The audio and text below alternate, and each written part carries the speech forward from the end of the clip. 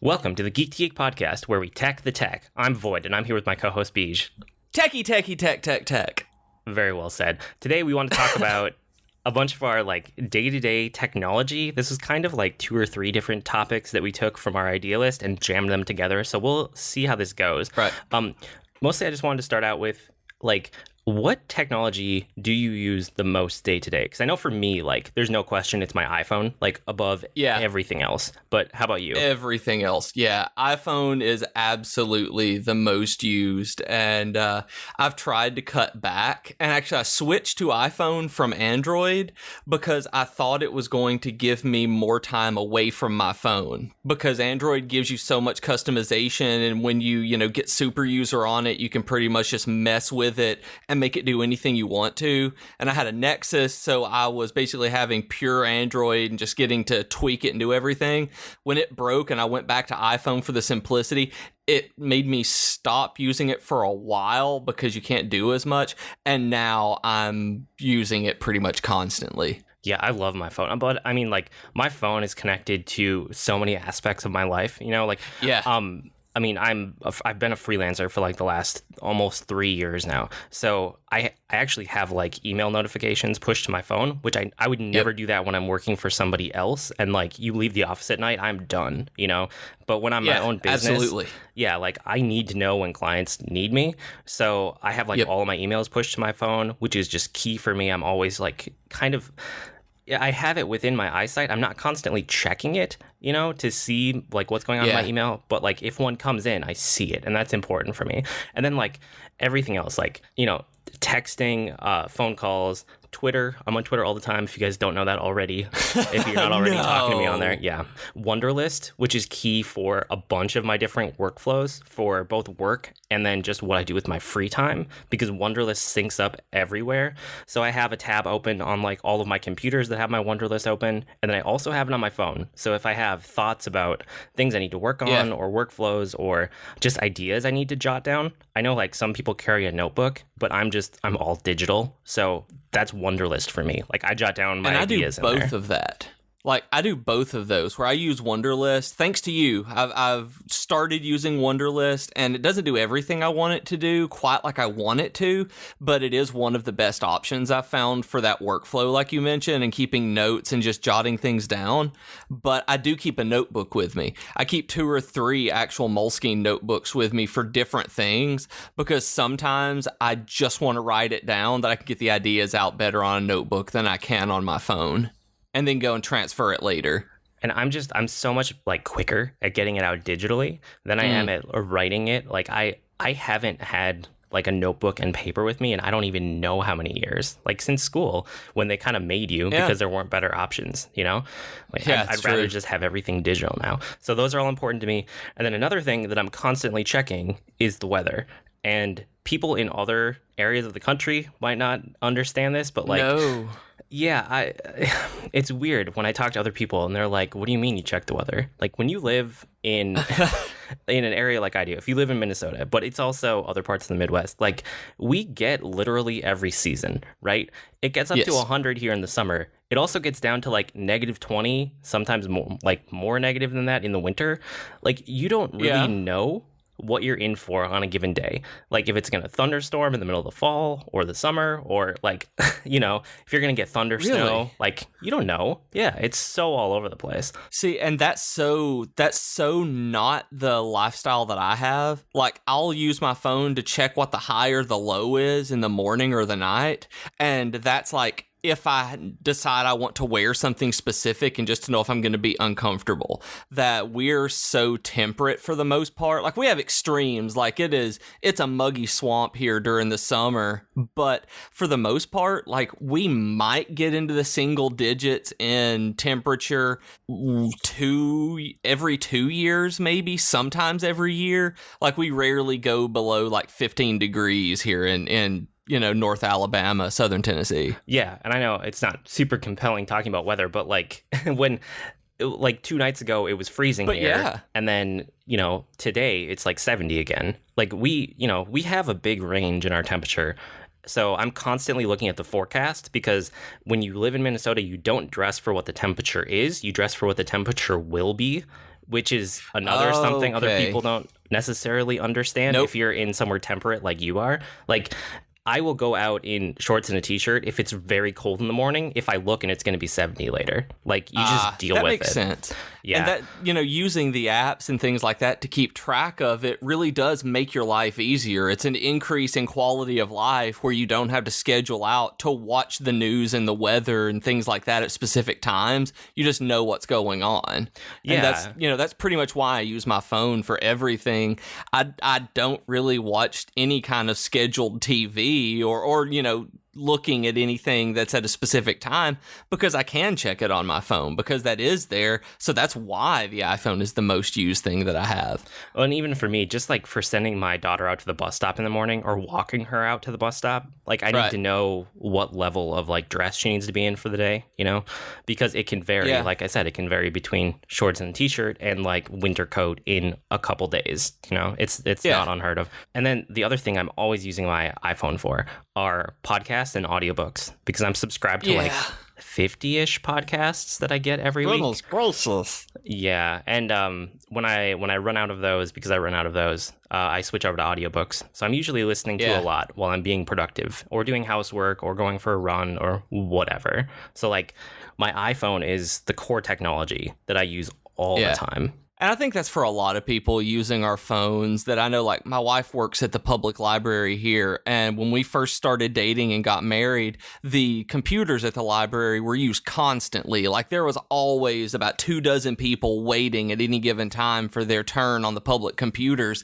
And now there's only like a rush like that once a week, maybe, where, you know, there's not even that many people up that because everybody has access to their own device to do that kind of thing. That's only when you need something very specific to do on a desktop PC that they have someone coming in all the time to use it. That just the proliferation of smartphones has changed the way that even the public uses tech. So it's no wonder that that's our most used thing throughout the day. And you even use it for gaming. Like you do a lot of mobile gaming where I don't do any. Yeah, I do. I go between periods of using it very heavily for gaming and then not playing something on it for a long time. It just depends like what kind of mood I'm in. But yeah, you're right. I do use it a lot more than you do for that particular circumstance. And I'm looking at it. I've got a class that I'm taking in 2 weeks, maybe at the beginning of whatever the beginning of November is. I don't remember when that is. But there's a class that the public library is offering in their new makerspace that they've got with green screens and things like that, where it's an iPhone cinematography class that one of the local video production guys is teaching. And I'm really excited for this because I even posted a poll on Twitter today because I'm super excited about the idea of video and having just short videos online to do things. And vlogging, I just want to experiment with it. And I want to use my iPhone for it. Like I want to use the 6S for this because it has a decent enough camera. There are a lot of accessories that you can use for it. And it's not a lot of extra cost since I already have it, just to experiment with a new medium. That I think the versatility of having that every day is going to be able to, you know, it helped me move into podcasting by doing experimental recording on it at first. You know, I'd done it for months trying to get the right voice to do something even on my own that is going to let me experiment with video that way as well and just see if that I'm cut out for that kind of thing. Yeah, it's cool. I'm just constantly amazed that like our phone is not just a phone. Like usually that's one of the things you use it for the least, unless you're constantly making calls for your job or whatever. Besides that, it's like you have, you know, a worldwide pocket communicator device linked to like, you know, the internet. It's crazy. I love smartphones. They're amazing. Besides that, my next most used one is probably my Mac laptop, just because I use it for work every day. So not super compelling, but I'm on it every day doing work on it. That's what I do while I'm freelancing. It's a good fit for me. Yeah. And then my other computer is kind of like my fun computer, my home computer. That's my PC desktop. So that's where I do all my gaming when I'm gaming on computer. And then it's also the Plex server that drives like all of the media for my house. Do you have Plex at all? I do have Plex. I stream it to the PS3, which the PS3 is my number 2 because that's our media center where we watch all of our stuff, you know, kind of like your Plex is for you guys. That's what the PS3 is to me. And I was going to ask you about Plex because you're the one who introduced me to it. Like all of the cool technology, it's like either you or somebody on Twitter is like, hey, you should watch this or look at this. And I'm like, oh, cool. I've never heard of this one. And, but do you watch YouTube on it? Can you add things like YouTube videos to a queue through it? Because we end up just using the YouTube app on the PS3. Like that's becoming a like almost like a TV channel for us because we're getting so many different subscriptions on YouTube. Yeah, I watch almost all of my YouTube through Plex now, just because I don't like like I hate getting interrupted through the day to have to stop and watch a video because it's like I have to stop everything I'm doing and give my full attention to it. So if I see videos I'm interested in, I just add them to my queue in Plex and they just show up on the media server. And then when I'm sitting down at night later, I'll just sit down and watch them back to back. Okay. See, I've never tried that, never added anything like that. I need to give that a shot. Yeah, it's really cool. There's a Chrome extension you can get, and I don't know if it's official or not, but I use it all the time. It works great. It's just a little button that sits up kind of by your URL bar, and you just click it, and it searches the page for a video, and if it sees one, it just instantly adds it to your queue on Plex. I'm actually, while we're recording this, I'm making sure I open that up in another tab so I can do it when we finish recording. Yeah, it's cool. So if you guys don't know, Plex is like, it's a media server. You run it on a computer, and you basically you can drop whatever media in whatever organization you want, basically, into a folder structure somewhere on your computer. As long as you have Plex running, you just point Plex to that, and it will like grab all your media, it'll grab all the metadata, it organizes them in a very nice way. So you're basically like streaming it from your own device to your other devices. So for me, it goes from my main PC desktop that sits downstairs, kind of the central hub for my house, and it goes out to the 2 Rokus I have. It could go out to like PlayStations and stuff, even though we don't really use it there. And then we also use it on like all of our various iPads because the kids watch like kid movies and stuff off it. You know, my wife and I watch movies off of it, sometimes on our iPad, sometimes on the TV. It just depends on the day and when we use it. But we use Plex like literally every single day. So that gets a huge mention for just everyday technology. Yeah, I don't use it every day. I use it pretty much when we want to sit down and watch a movie or something like that I have on my computer, or streaming something that we have from the other room that just runs better than the native app on the PS3. Besides that, like I mean, tied into that also, the Roku. Like we use our Roku a lot. Just because, it's the main thing that we watch media on our main TV. So we just have, I don't even know if it's the latest Roku anymore, but we had a Roku 3 for a really long time, and then that moved upstairs when we got a Roku 4, and whatever. All the Rokus are basically the same. It doesn't really matter which one you get. They all work, and we like them a lot. Well, we had a Roku 1, and that's the one I would really suggest people not get because it ended up getting so outdated that they weren't updating apps for it anymore, and that's why we moved to the PS3. It was fantastic while it worked. Like, we loved this thing, but then they ended up basically obsoleting it, where Netflix and Hulu weren't working well with it, and we ended up just moving to the PS3 so that we didn't have to deal with that kind of just obsolete software anymore. Yeah, and I think usually you can only buy the latest like 2 Rokus. So I think so. You can't really buy an outdated one. It's just if you hold on to it for years and years, eventually it'll get there probably. But that's what we end up doing. We use technology until it dies. Yeah. We don't upgrade everything as the newest shiny comes out. So that's, unless it's, I like it for phones and things like that. I'm having to train myself that I don't necessarily need the brand new technology, that I can actually be frugal and still do everything I want, even if it's not the absolute peak of performance. Yeah, I try to pick my spots to be an early adopter, and I try not to do it too often anymore. I have a tendency to want to do it for all gaming devices, but I hold back anyway. Like, I didn't pick up a Vita for a really long time. I didn't pick up the PlayStation 4 until there was a really good like Black Friday bundle on it. Right. And like I still don't have an Xbox One. I don't plan on getting one. The Nintendo NX, I might end up getting that right away. It depends what the launch lineup looks like and what the actual system is, since we still don't know what that is. But that's the next one that I'm looking at to maybe be an early adopter day one. But I still don't know about that. Yeah, and I don't try to do day one anymore because I try to watch, depending on what the kind of technology it is, I want to be an early adopter on things that I know are going to last in the first generation, kind of like PS4 or any kind of gaming console, that if there's something I'm really, really, really looking forward to, like the NX, then there's a really good chance that I'll buy it if I have the money right then, kind of like you did with the Vive. And then if it's something that I know is going to be iterated out over the years, I don't like to buy the first generation of it, like the iPad or the Apple Watch or something like that. I don't generally buy the first generation because it's experimental. It has way lower hardware specs than is going to come in the later generations. And even the second generation of most things like that, most consumer technology, is going to be way better than the first, just because of the lessons they learned and what people are saying about the first one. So I try to hold out for a second generation on anything that is like a brand new kind of technology, which is, I'm looking at the Apple Watch Series 2 because they actually put in the things that I hated about the Series 1. Yeah, I can see that. I do that sometimes too. Like I have my 3DS is a 3DS XL, which is like is it the second revision or the third revision of a 3DS? I don't know. I don't remember. That's the second one because then they did the new 3DS. They did the 2DS and then the new 3DS. So. Right. So, but I'm really glad I had waited for that because it's better than what I could have gotten by far. What else do you have that you use like every day? You have like some kind of watch, right? Well, yeah, I use the MacBook and desktop like you do. Those are pretty much interchangeable for, work and things like that, writing, just all of that. And then I have a Pebble. Wait. I have a question about that. Okay.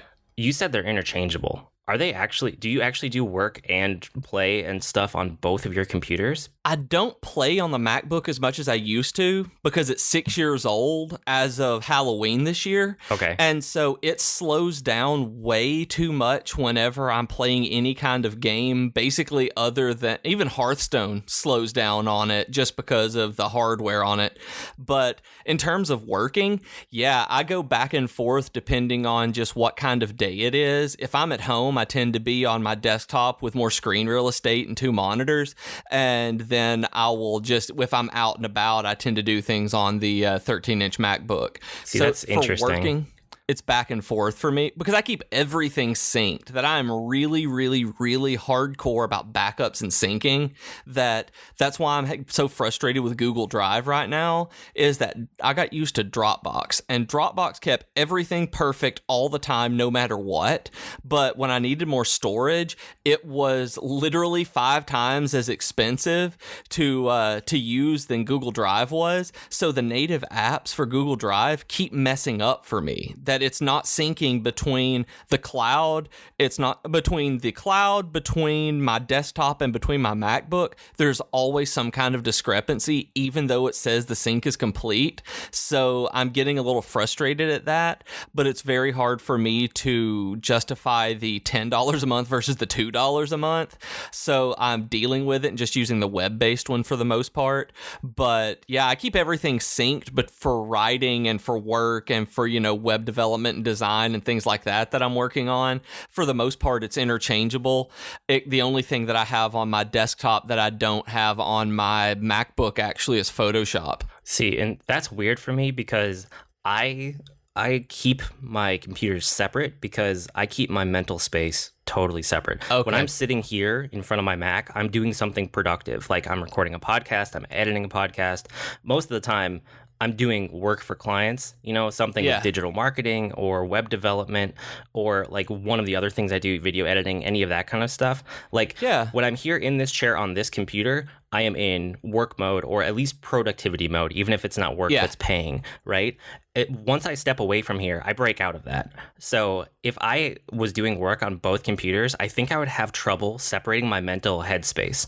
and I would feel like sometimes I should be doing work when I am playing, and I hate that feeling. And that's kind of where I am, and I'm working on separating that, because by the end of the month, they're talking about releasing, this is October 2016, if you're listening to this in the future, and they're talking about releasing this year's MacBook either at the end of this month or at the beginning of November, and I'm holding out to buy one of those because mine is slowing down so badly. And, you know, you and I have had talks about this where it will take me half an hour to boot the thing up before we podcast some nights. And because of that, I'm starting to move that kind of compartmentalization like you're doing, because I have sometimes a game up on one monitor, I'm working on the other, thinking that I can go back and forth. And so I'm trying to return to that single tasking of doing, you know, my work in one place, my gaming in another, or my hobbies on my desktop as opposed to my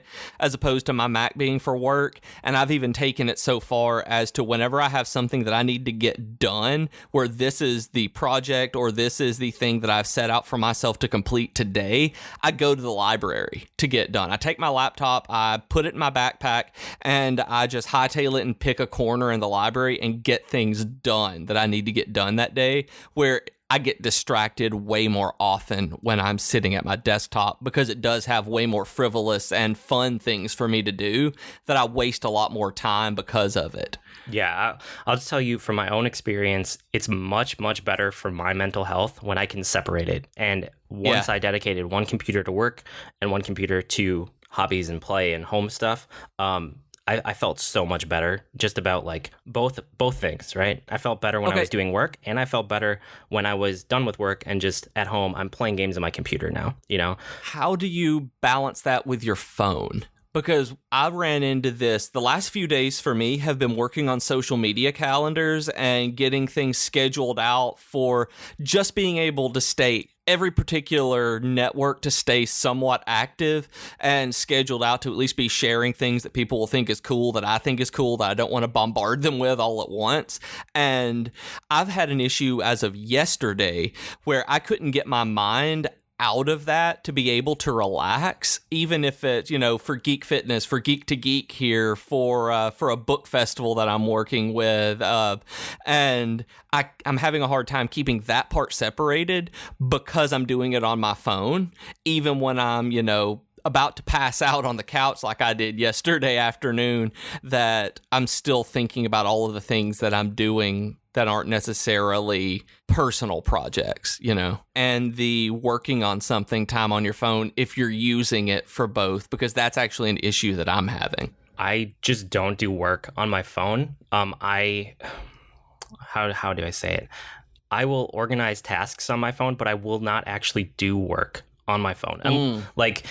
The only thing I'll actually do that's work on my phone is if I am out of my house and I get an email from a client, I will respond on my phone. Okay, that makes sense. Besides that, the only thing I'll do is if I get an email and it's from a client and it's something for work, I will go, okay, I got to respond to this, and I'll go up to my work computer and do that. Okay. That makes sense. Yeah. Or if it's something like a task or a thought, or like, you know, your mind is going on something, that's when I open up Wunderlist and I just jot things down in there because I know it'll sync up to my computer next time I actually sit down to do work. But I won't actually sit on my phone doing work. I just use my phone to kind of like feel things as they're coming in, or like jot down my thoughts as I have them. Right. Okay. So outside of phones and computers, we almost talked about it and then we got distracted, but you have some kind of watch, right, that you use? Okay, I have two that I end up using right now, and I have a Pebble, which is a smartwatch that was kickstarted. It was, I think, maybe the first smartwatch, and I did get a first generation Pebble because it was cheaper when I bought it right before they came out with the second generation of it, and it did exactly what I needed it to do. There was nothing extra that the new generation was going to do than the old one did, and I had a discount discount code for it. And I pretty much used it like a GPS watch for years. I didn't like the notifications on my wrist. I don't like being that connected where I get every tweet on my wrist, every Instagram notification, every Facebook, everything on there. I hated it. So I turned that part off and basically used it as a watch and as a GPS watch that synced to Bluetooth to my phone where I could connect it to Runkeeper. And then for Christmas this year, I actually got my first real GPS watch for running, and I use it whenever I'm out running and using it more and more now because, I'm not injured and able to get out there again. So I'm learning to use a real GPS watch now, which is a completely different monster than the smartwatch, actually, being able to track my heart rate and things like that using it. So it's interesting to use both of these, and it's interesting to have a GPS watch that I don't feel necessarily comfortable with just using as a watch wearing out because of the way it looks. I feel like that fitness guy who's trying too hard if I wear it as an actual watch during the day. I can see that. But do you like it? You use it regularly, it sounds like? For running, I love it. I hate running without my watch now. I am a numbers guy. I am a data tracker. I'm an analytics guy. I know I've asked you about your personal blog the other day, and you're like, I don't know about that. I'll have to go look. Where I keep track of everything all the time, like numbers, gimme, which is weird because, I'm an English teacher. And I love it. And so having a watch on my arm when I'm running and exercising, tracking pretty much everything from heart rate to calories burned to, my splits, I love it so much that it's hard for me to run without it. Though sometimes I force myself to just to be able to have a relaxing run as opposed to pushing myself. Yeah, and see, like the reason that I might get one for running, and I've thought about it before, I like the idea of a heart rate tracker. I feel like everything else I get from just having my phone running in my pocket with Runkeeper when I run. Yeah, it is. It's exactly the same. I just want to know as I'm running, which is what it does for me. So I can look down and see how fast I'm going and if I've slowed down or anything like that. And with heart rate, I can tell when if I feel like I'm pushing too hard, I can look at my heart rate and know, yeah, this is actually unhealthy, that your heart rate's getting too high, so you need to pull it back a little bit. And just knowing, I'm not pushing myself, that's why this is easy, that I can step it up a little bit and actually get training out of it as opposed to just having a nice run depending on what I'm going with. That's cool. I could see myself doing that eventually, getting like some kind of smartwatch that's just dedicated for exercise. But like, I don't think I would ever actually want like an Apple Watch. I don't see myself using it when I love my phone, and my phone can do all of that, and it's always in my pocket. So it's like, whatever. It depends on when you want to look at it. Honestly, I did for a long time just by running and having Runkeeper in my pocket. Like that was the only thing I used, and it was great. It worked perfectly. I had auto notifications that told me, you have run 0.5 miles, you have run 1.0 miles, and it was great. And then I wanted more than that, and having audio notifications was more obnoxious than just being able to look at my wrist. Cool. So yeah, it sounds like you're like just one or two steps beyond me, because that's exactly what I do. I have the audio notifications on, and when I take a break to walk in the middle of a run, I get out my phone and I kind of take a look to see how the run's been going so far. But besides that, same that I did. Yep. Yeah, I don't feel like I need more information than that necessarily. Besides that, do you have anything else that you use like a lot, day to day, all the time? I used to use a Jawbone. I used to use an activity tracker, which is like a Fitbit, and pretty much like every bit of research says, I stopped using it at about a year. That it was really motivating for about a year. It kept me going out, making sure, I'm the numbers guy. So I hit my goal every day. And I felt just this sense of competition with my friends that I wanted to be the guy to be able to get out and do it. And then I stopped. Like it broke. I had to get a different one. Pebble replaced it Jawbone replaced it because it was under warranty. Everything was great.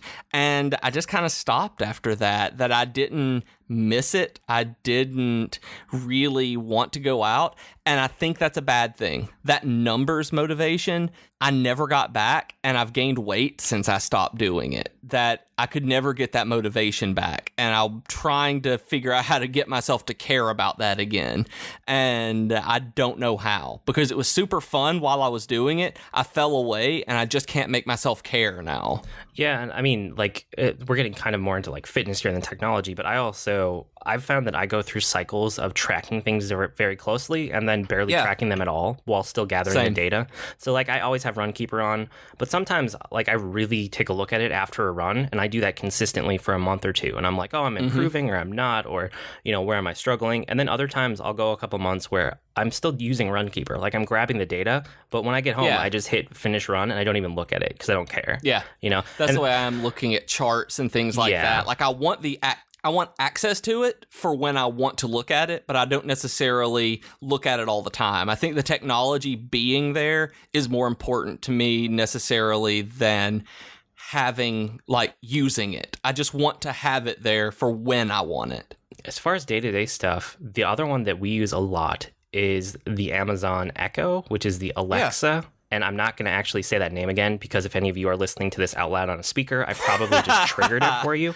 But if any of you have like a smart device from Amazon in your house, which will stay unnamed again, I love it. Like we use it every day. The main use we get out of it is a shopping list because you can just tell her to add things to your shopping list and then it stays sunk up in the app.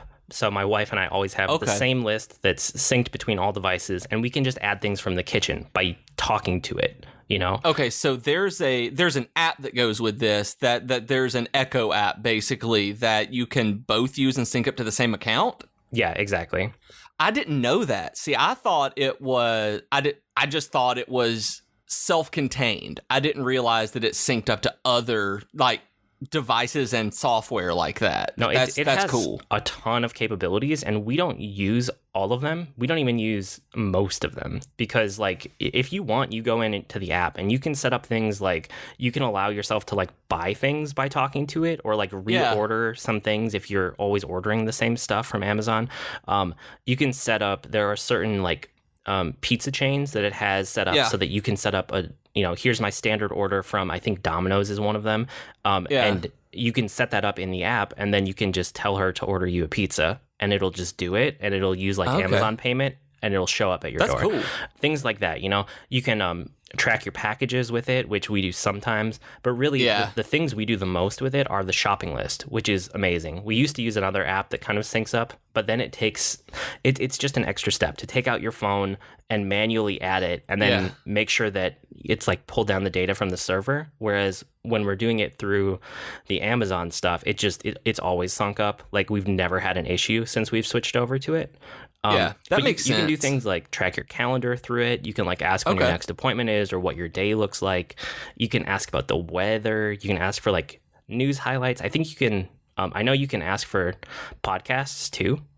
You could just ask it to play a Geek to Geek podcast, and it probably will. The other thing that I use it for a lot is audiobooks because it's Amazon and it's Audible. It syncs up with WhisperSync. So if I'm listening to a book on Audible or if I'm reading it on Kindle and I have it on Audible, you can just tell it to pull up the book and play it, and it'll play it from where you left off, and it syncs up with all your devices. Things like that too. And then that's really cool. Yeah, it ties into Amazon Music. So my wife and my kids use that a lot when they want to listen to music downstairs. I don't do that a whole lot. That makes sense, though. We end up using Spotify on the PS3 if we do anything like that. So it seems like the Echo would be able to pretty much replace the way that a lot of the media, the way that we consume media, the Echo might be able to change that a little bit. Yeah, it's become this tool that we use every day, and the part of it that we use every day is that shopping list. There's not a day that goes by that we don't run out of something in the house and need to add it to the shopping list because there are four of us and we're always eating food. Especially with the kids that you've got, and I know that you and I have talked about, just needing some kind of easy meal after a day where you can just be like, hey, I need a pizza, and then you have a pizza at your door in 20 minutes. Yeah, I mean, that's kind of cool, but we don't actually use that part. But it's like every week, if you have one, they send you an email and it's like, here are all of the new like apps that you can install on yours or integrations that it has and all the new things it can do. So like every week it gets smarter, it can do more things, and it just depends on like what you end up using it for. But yeah, I love it just for the shopping list. Now, one of my things is that I end up using, and I'll talk about this in just a minute when we get to a different bullet point, but I end up using and I'm going to have to mute my phone from this, I use Hey Siri a lot. And so I use it to message, I use it to set reminders, I use it to update my calendar, that it has helped me a great deal. Kind of like you've talked about with the Echo. Same for you. Can you set reminders? And I know you've said that you can look at your calendars through it, but does it sync to like Google Calendar when you do that? Or do you have to use a specific calendar? Because that's kind of a deal breaker for me if it doesn't. No, it has integrations to a bunch of different calendars. I haven't set it up just because like ours is kind of a family device, you know? Yeah. So I feel like it would be more annoying than anything if we hooked up my calendar or my wife's calendar to it. But you can, right? If there's obviously like one family member that's primarily using that device, you could just set up their calendar. And I think it has like Google Calendar integration and maybe iCal and other stuff too. It has a bunch of them. That makes sense. Okay, cool. Yeah, I was just really curious about that. Yeah, you can set timers and reminders and alarms and all that kind of stuff that you would do with your phone too. If you're just, downstairs in your kitchen or your living room, wherever you end up putting it. So we use that kind of thing too. If we tell them they have 5 more minutes to do something, we just set a timer on it. Things like that. Will that sync to your phone? Because that's how I use reminders a lot, or for things like when I'm out where I'm like, set a reminder to go by the grocery store and get coffee today at 2:30. And then I get an email or I get a reminder about that when I've already forgotten about it. See, that I don't know. I want to say that if you are adding things to your calendar from it, probably. Yeah. But like I said, I haven't hooked up that part of it, so I'm not sure. You'd have to do a little research. But yeah, that device deserves a little bit of attention because we use it every single day in my house. The other thing I wanted to mention, yeah. Oh, sorry. What were you saying? Oh no, I just said that was really cool. That it sounds way better than I actually thought it was. Yeah, and then the other thing I wanted to mention is that I actually don't use my iPad a lot, and I have a few different iPads because I use them for cross-device testing for web development. Right.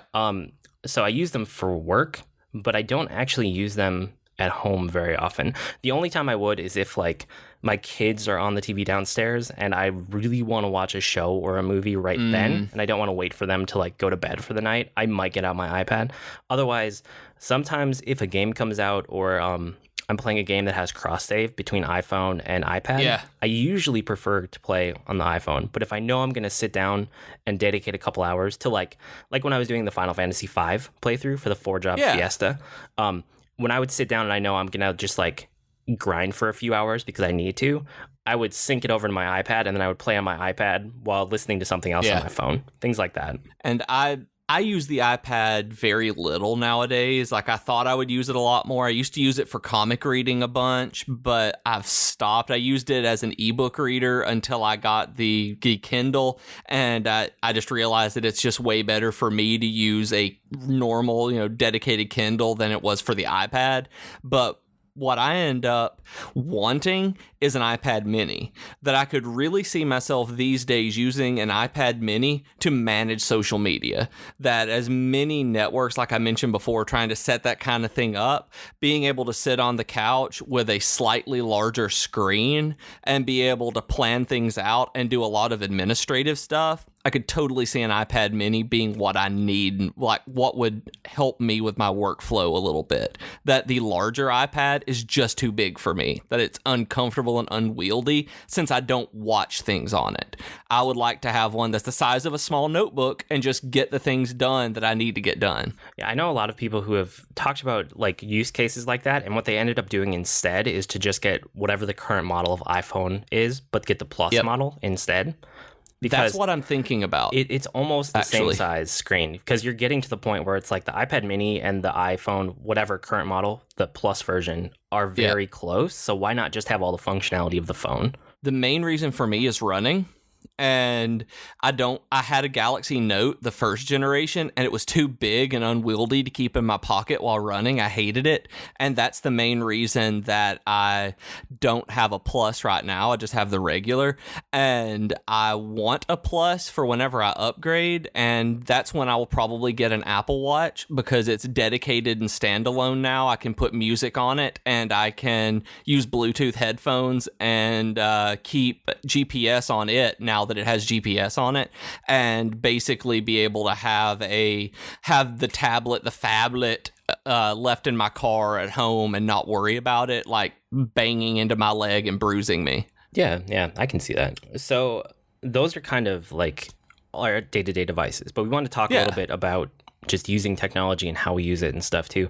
So the first thing we had on here was like, how do you, or when do you disconnect or like disengage from technology? And we kind of already tangented onto this a little bit. We might have covered a bunch of this, but I know this was something that you wanted to hit. Yeah, because this is super important to me, that a lot of you know that I've dealt with a really, really bad year of anxiety, and a lot of that has come from just an overt amount of stress, that it is just it is a constant in my life, and I've realized that a lot of that comes from being connected all the time, that I will get a notification and I have that feeling, that immediate urge to grab my phone, check and see what it is, even if it is just a new like on Instagram, or someone liked my status on Facebook, or whatever it is that is incredibly menial and not urgent, that I have to know about it right then.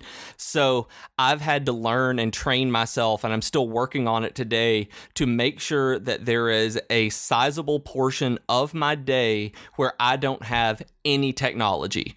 That includes my work computer, that includes gaming, that includes television, and pretty much everything else, that I am completely technology free, which is one of the reasons I use notebooks, by the way, that I keep it where I can still write things down and work and be creative and then go back and do it. But every day I disconnect from technology and make a purposeful disconnect, and I'm happier because of it. Like, it's allowed me to relax and honestly be less spastic and just a little bit more, I don't even know what the word would be other than less spastic. It just makes me more grounded and easy to be around, because I'm present all the time whenever I'm learning how to be present without, being distracted.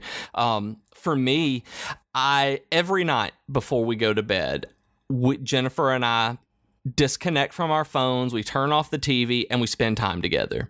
That it is quality time, not where we are doing something else and being around each other, which is, we actively watch TV where we're discussing it and things like that. But this is us focusing on the other with absolutely no distractions, where there's nothing going on. There's not music going on, that we're just lying there talking to each other, and it has helped so much. Sometimes we'll do yoga together, just that kind of thing, where we are spending quality time without our phones, and it's helped us sleep. It's helped our relationship. It is just great. At some point during the day, I will meditate, where I turn my phone off, I put it in the other room, and I just sit and I get a few minutes of meditation. If I don't meditate, I will relax. I'll go sit outside for a few minutes and just look up at the trees and breathe and take in the sunlight. Think about my life. Think about what's going on. Think about my job. Think about the project I'm working on. Think about, whatever it is. And I'll do that. At night, I do use an app, the 10% Happier app, to do guided meditations. So I still use technology for that, but I turn the light off. I have headphones in, and that is what I'm doing for that time. I don't touch it. I don't have notifications on. I have do not disturb on. It's great.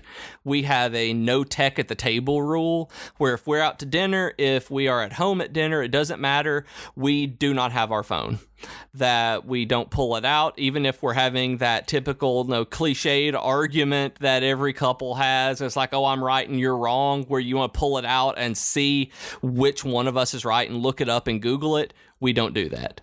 That we have a strict no technology rule at the table, and it wasn't something that we just set up. It was something that we want to be together. That for us, food and mealtime is very important, and it is something that we care about, and we want to enjoy our food as opposed to just shoveling sustenance in our mouth and just living and just surviving from it. That we enjoy food. Like, it is a big thing for us, so we spend time with each other and enjoy the meals that we've prepared. And I'd mentioned earlier that I use Hey Siri a bunch now. I set it up recently, and this is really helpful for me not to grab my phone and get distracted. That ironically, using technology has kept me from using technology. That just being able to say, "Hey Siri, remind me at 2:00 to do this," and she just turned on as I said this, that it gets me the chance to not pick up my phone. It gets me the chance to not be on Twitter to see what else is going on. I can yell it from the other side of the room, kind of like you do with the Echo, and then just continue whatever it is I'm doing without being able to see, oh, they're talking about running shoes on Twitter, and I spend the next 2 hours, gushing over that, kind of like I did this morning. So that's what I do to disconnect, and it has honestly made me a happier person because of how addicted I get to it. Like, I have a very addictive personality, and technology makes that worse. That games where I can go, oh, just one more match are very hard for me to disconnect from. So I have to make a concerted effort to completely stop. That this is my time without it. I'm leaving my phone at home tonight when we're going out shopping. That it's very hard to do, but it makes me notice the people around me, the person I'm with, the store that I'm in at that point, to look at things as opposed to when I'm bored. I'm learning to deal with boredom, which makes me a less impulsive, less spastic person, and it's very hard for me to be uncomfortable, and not having my phone forces me to get used to being uncomfortable, if that makes any kind of sense. And I really think that this is good for me. So if you guys out there have that kind of problem, then just, it works. It works for me. It may not work for you. So, I mean, that's me. I disconnect on purpose because I've had so many bad experiences of overuse. Yeah, this is a place where our personalities are very different. And I can also tell that you don't have kids because you're talking about all these times where you put your technology away and then you can have quiet and undisturbed time. And I'm just like, yes, that doesn't exist for me. It doesn't matter. No, not at all. If I put my tech away, like, there's no way to get quiet, undisturbed time. It just doesn't exist as a parent. As far as disconnecting from technology, I don't really. I just go into different modes of use and different headspaces. Like when I'm at this, like I talked about this already, like this computer's for work, that computer's for play. That kind of thinking applies across all my technology, right? If I'm on my PlayStation 4, like, I'm not paying attention to other things. Like, I'm playing a game.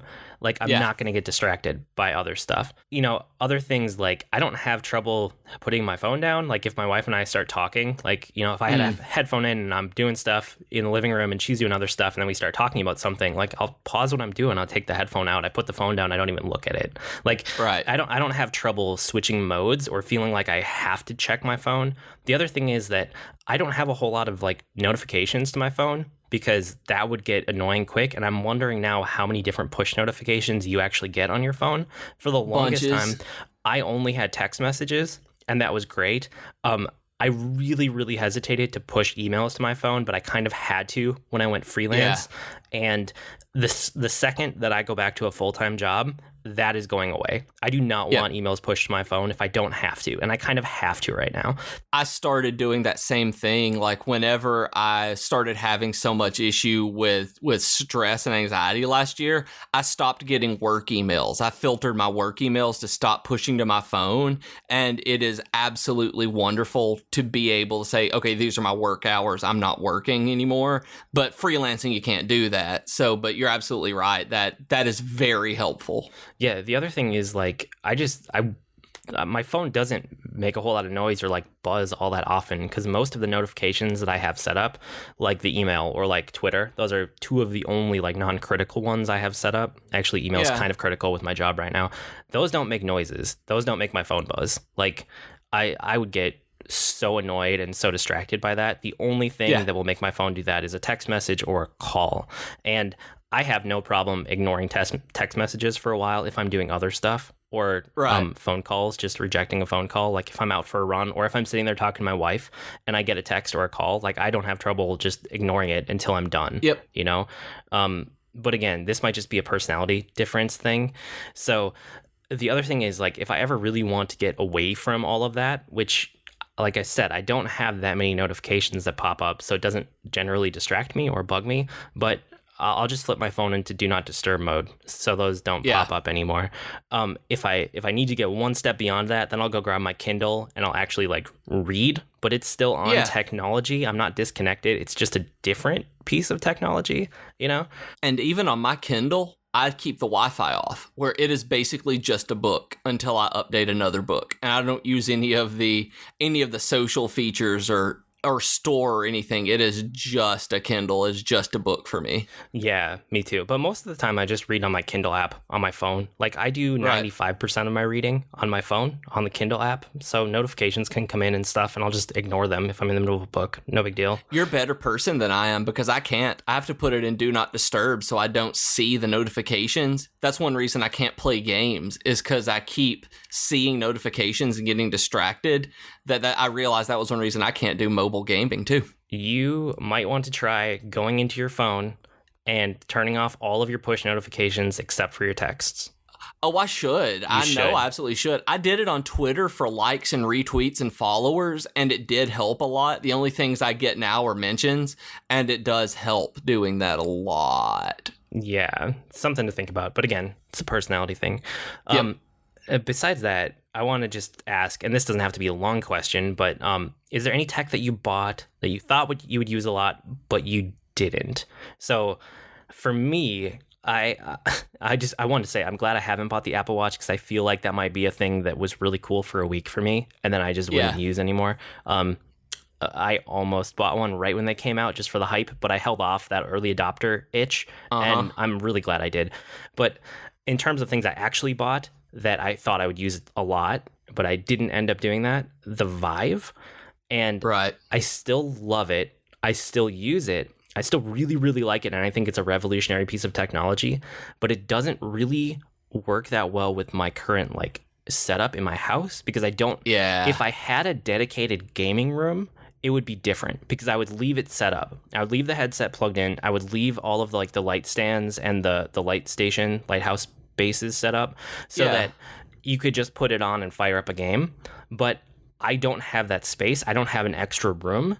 And so when I want to do it, I have to like rearrange my living room a little bit, and then I have to set these up, and then I have to plug the headset in. I'm good at it. Like right now, I've done it enough times that it only takes me about 5 minutes. But it's the difference between having... so here's the example, right? If you had your PlayStation 4, or you have a PS3, but same idea. Yeah. If you have your console underneath your TV and it's plugged in, right? You grab a controller, you hit the button on it, and you're basically started. You're good to go. Now imagine if instead of doing that, you had your console in a box right next to your TV, even though all the cables are ready to go. And even though your controller's there ready to go. The only extra step you would have to do is take it out and plug in a bunch of stuff, right? How much less likely are you to use it? Oh, I'd probably never use it. That's the situation that I find myself in with the Vive. Like, I have to make a dedicated time where, yes, I'm going to do this, and I'm going to do it for a bunch of hours to make it worth it, even though it only takes me 5 minutes to set up. Just because I don't have that extra room in my house. Like, I feel like if you literally have an extra room in your house, or a dedicated gaming room already that you can just rearrange and leave set up, you would use it a lot. Like a lot. And I can't. And I wish I could, but it's just not going to work out right now. Yeah, I mean, I understand that there's just too much. It's too big for a lot of stuff. I think using the Vive would be fantastic if you could. Can you mount the lighthouses, the light posts? Can you like hang them on the walls in the corner of the room or anything? You can, and I could do that for one of them if I wanted to drill it into my wall, which I don't.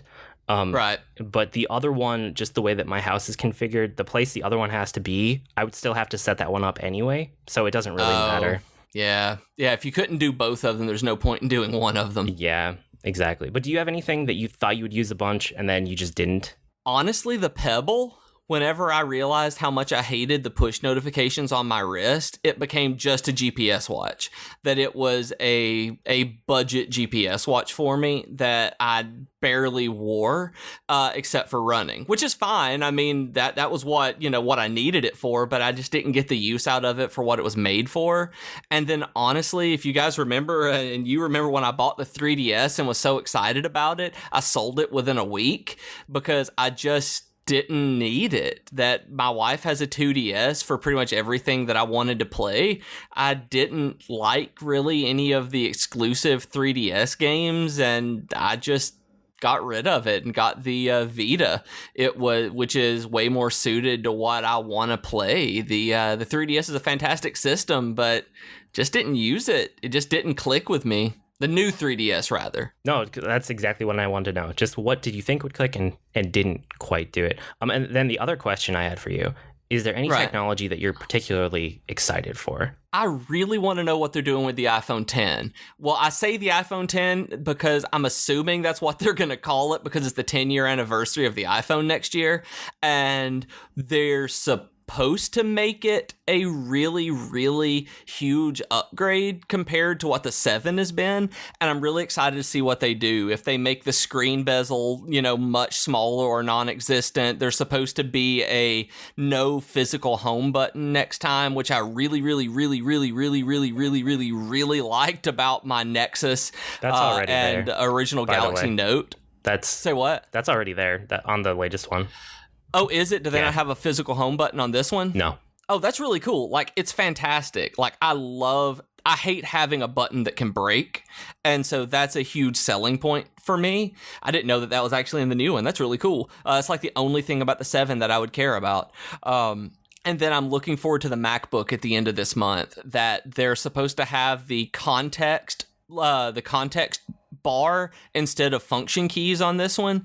That's supposed to change based on the program that you're using. So I'm really excited to see how developers will use something like that, because it could be interesting. I could really see how Twitter and different, notifications could come through and not use the screen real estate on there and actually use it as a, kind of like the second screen on the DS or the gamepad on the Wii U, where if developers can do something cool with it, I'm excited about that.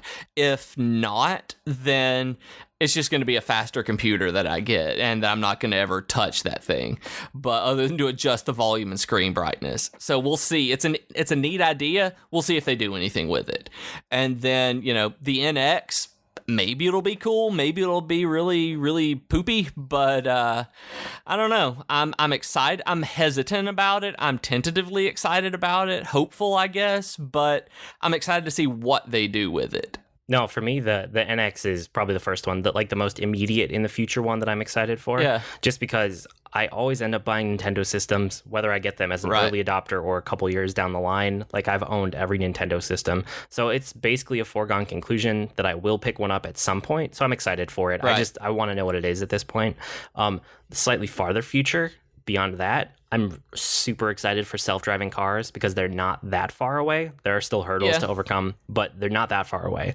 And then beyond that, things that I geek out about on my own time is colonizing the moon or Mars, human colonization on other planets and getting us just off of the Earth so we're not all on one planet.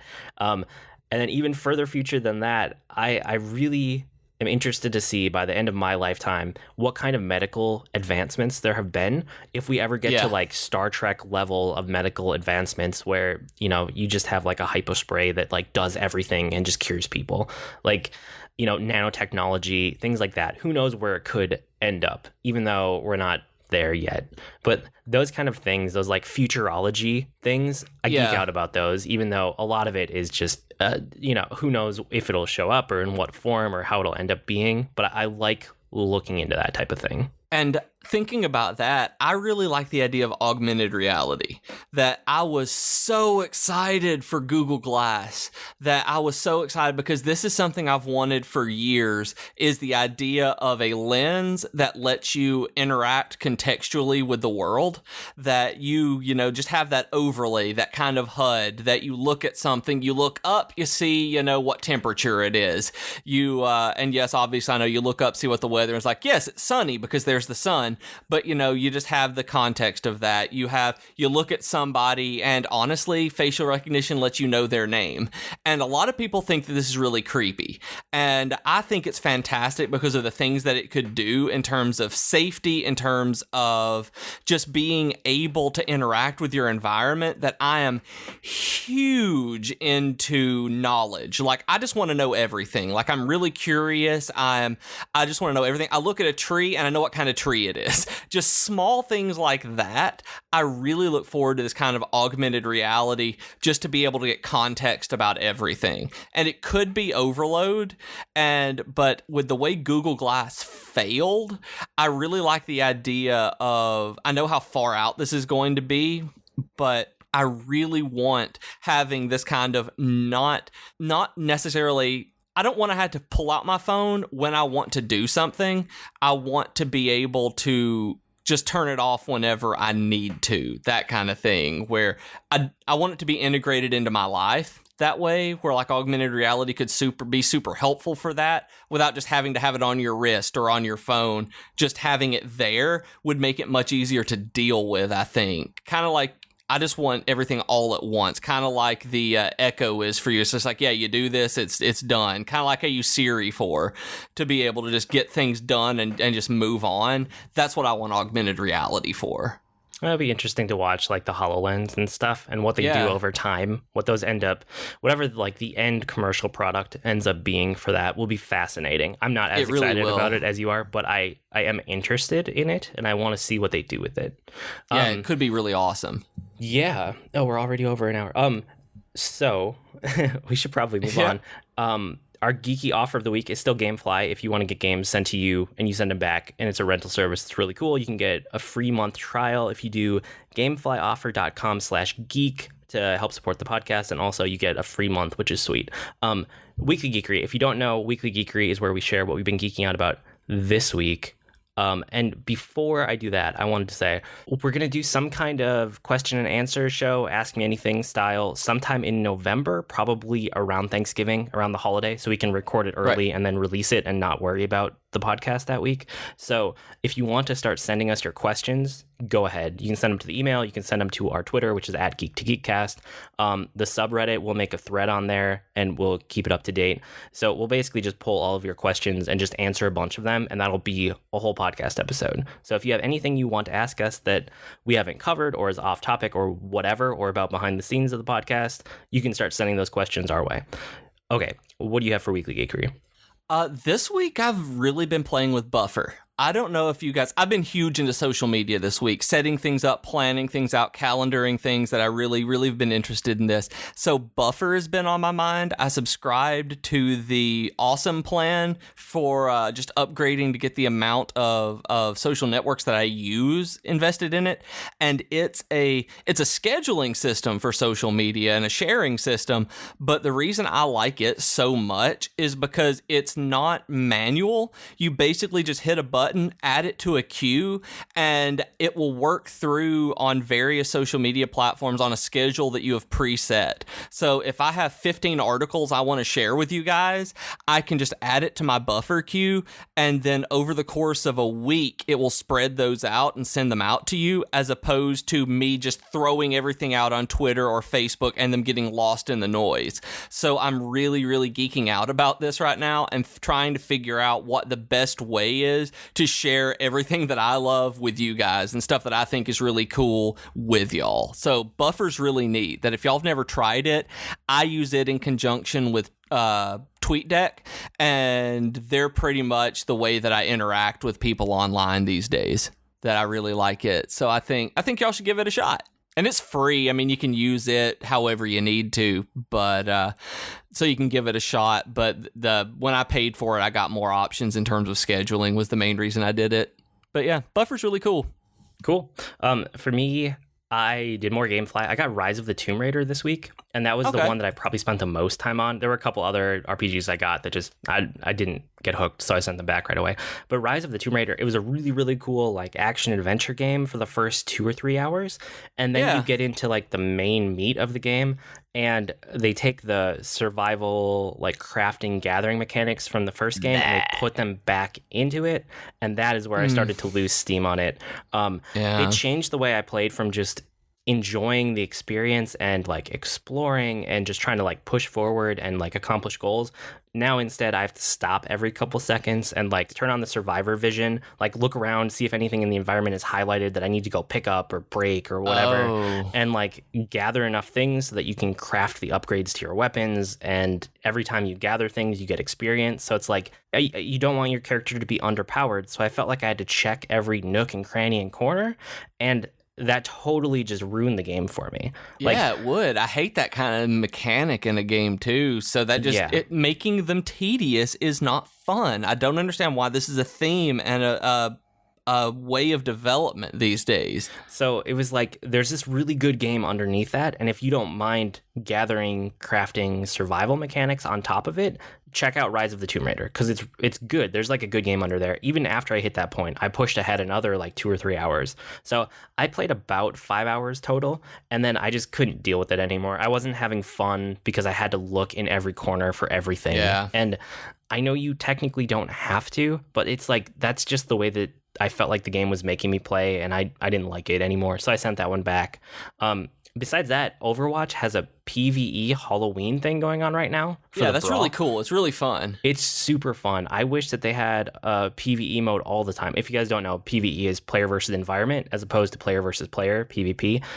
So Overwatch has always been a competitive shooter, players versus players. But I love this. I love any game that gives you a co-op mode where you're only working together and you're not competing. So you're just trying to defeat waves of enemies, and then elite enemies show up and you're trying to defend a door.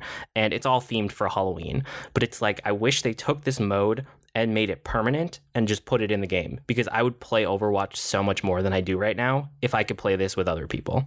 It's really, really cool. The only thing that I don't like about it is the fact that they limited your character choices, that it would be fun just to be able to pick whatever you want and figure out new ways to beat it, as opposed to the way that they designed the encounter for. That I wish that there were different heroes that you could pick. Yeah, I mean, you know, it's a brawl, so it's only there for a week or two, so they limit heroes in brawls a lot of the time. I would assume if they took this and they modified it to be like an open game mode, like all the time, you would have the normal hero selection. Right. That would be sweet. Besides that, I've gone the whole year reading books and not having a book that was like really good. And as we were starting to pull together our end of the year list for our end of the year podcasts about like our favorite things from the year, I was realizing that even though I read a lot and I read a lot of books that were okay to mediocre to some of them that I just didn't finish because they were bad, I didn't have anything that really stood out from the year, which is sad for me. And then last week I read a book called Ink and Bone, and that is a fantastic book. I loved it. Did I tell you about it at all? No, I haven't ever even heard of it. So it's by Rachel Kane, who I've liked some of her work before. She has a series called Weather Warden that I really like. Okay. And then she had a vampire series that I never could get into right around the time, like, you know, Twilight and all of that kind of vampire-y stuff was big. So I didn't get into that one. But this is her newest series. And it's set in a world where the Library of Alexandria didn't get burned and instead kept gaining power over the years. And that sounds awesome. It basically became the center of all knowledge on in the entire planet. And its power spread to the point where it kind of dominates everything. Like, it's the central authority for the world because they control all knowledge in the world. And they've suppressed the technology of the printing press while letting other technology get ahead. So they have things that are similar to like a Kindle. Not exactly, but you can call a book from the library and get the official library copy digitally, like in this, they call it a blank, but it's kind of like a Kindle. But you can't actually own physical paper copies of books. The library gets all of those. So printing presses and like the written word is basically illegal. So it's kind of about like how you can use that to suppress a population and how the population can push back. And in this world, the main character is a book smuggler's son who starts to learn the trade, and like physical books, right? That are illegal. Right.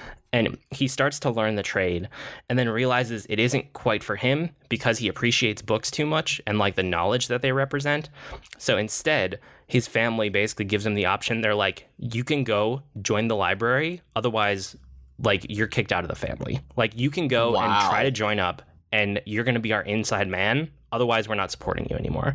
And that's the premise of it. So he has to join this organization that's suppressing information, but once he gets into it, he's kind of like, well, I do believe in, like, you know, the preservation and distribution of information, but maybe not the methods they use to do it.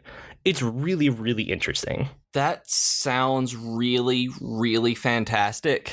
And it looks like there's also a second book in the series called Paper and Fire. Have you read it? Yeah, and part of that is the opposing faction are basically like rebels, insurgents, whatever, and they're called burners because they think that a human life is worth more than a book, whereas the library is kind of the opposite of that. They think knowledge is worth more than people. And so burners have Greek fire because, right, technology has progressed in a different way. It's just super dangerous fire. And they burn things, right? They burn people, they burn books, they rise up against it.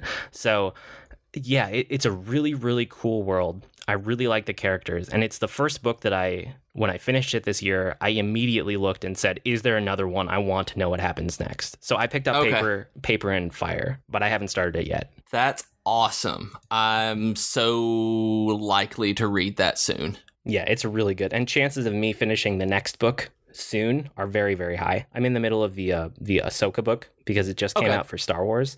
And then I'm diving right back in. I'm going to do Paper and Fire next. That sounds awesome. I will add links to that in the show notes, and I will probably also add one to Ahsoka, even though I can't spell it when I type it in, so that everyone will know about that too. Cool. I think that's about it for this week. You can write to us with comments, suggestions, or feedback, or questions and answers. Our email address, or not answers, but questions, and we'll do the answers later. You can answer them too, but that's weird. That is weird. Our email address is geek2geekcast@gmail.com, or reach us on Twitter @geek2geekcast, which is probably the better place. We also have longer discussion threads on the subreddit at reddit.com/r/geek2geekcast. And like I said, we'll make a thread there for questions also. And if you want to get email updates about any of our network's podcasts, run on over to geek2geekcast.com and tell us which shows you want updates about. I blog almost daily at agreenmushroom.com, and you can find me at grnmushroom. That's green mushroom without the E's on Twitter. And I'm on Twitter as @ProfessorBeej, and I host the Geek Fitness Health Hacks podcast, and it lives at geekfitness.net and on all social networks as @GeekFitnessCast. We've been Void and Beej with your Geek to Geek podcast. That'll do it for this week. See you next week, geeks. Bye!